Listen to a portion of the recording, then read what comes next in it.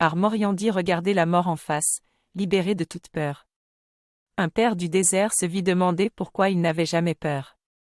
Deux répondit qu'il regardait, chaque jour, la mort en face. Apprendre à mourir constitue la tâche spirituelle la plus importante, une fois l'âge venu. Beaucoup de livres parlent aujourd'hui des near-death experiences, les expériences de mort imminente, faites par des personnes mortes cliniquement. Toutes s'accordent sur le fait qu'elles ne craignent plus la mort et qu'elles vivent désormais plus intensément et plus consciemment.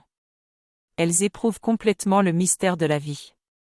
Vivre en regardant en face la mort pourrait nous procurer une vie plus riche et nous conduire à un éveil du cœur.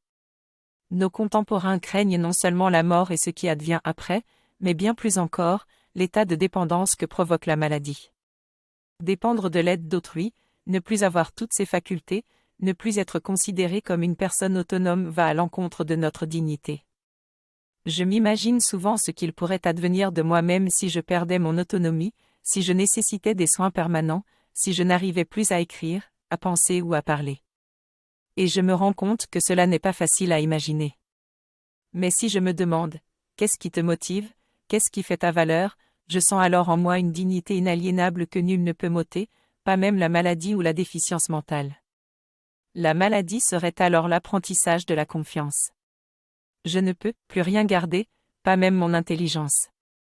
Je ne peux que m'abandonner dans ses mains dans la confiance que tout est bien ainsi. Une de mes tantes, qui enseignait dans un couvent et parlait beaucoup, a perdu l'usage de la parole durant les 5 dernières années de sa vie. Nous l'avons vue se détacher de la parole qui lui était si précieuse pour entrer dans une dimension plus profonde.